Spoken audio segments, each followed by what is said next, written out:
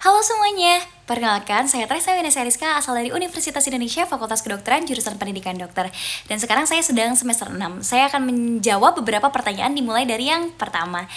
Yang paling saya kagumi dari Google adalah komitmennya pada accessibility.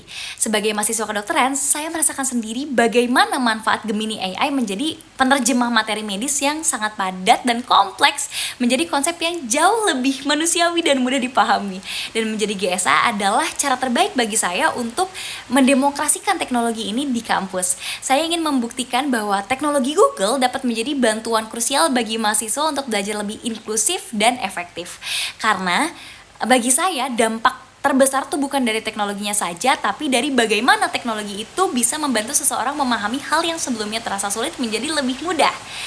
Untuk pertanyaan nomor 2, itu untuk acara Tech and Chill, saya akan merancang aktivitas bernama The AI Diagnosis Challenge, di mana peserta akan diberikan kasus harian yang unik, misalnya bagaimana menjelaskan anatomi jantung kepada anak TK, atau cara mengatur jadwal koas yang super padat. Dan mereka harus berkolaborasi dengan Gemini untuk menemukan solusi yang paling kreatif.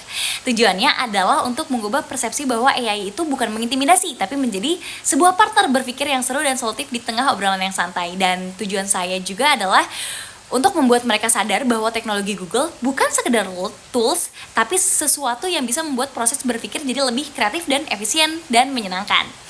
Untuk yang ketiga, pengalaman saya sebagai mahasiswa kedokteran adalah saya sempat kesulitan belajar mandiri untuk ujian sumatif, karena seperti yang sudah saya jelaskan di poin pertama, itu materinya sangat banyak dan kompleks, sehingga saya menyadari bahwa belajar satu-satu tuh tidak lagi efektif, dan saya memutuskan untuk berpikir out of the box dengan menggunakan Gemini AI, bukan untuk mencari jawaban, tapi untuk membedah logika soal. Saya meminta AI untuk menganalisis pola soal dan merangkum jurnal medis yang berat menjadi poin-poin diskusi. Hasilnya saya tidak hanya lulus, tapi juga saya menemukan cara belajar yang adaptif.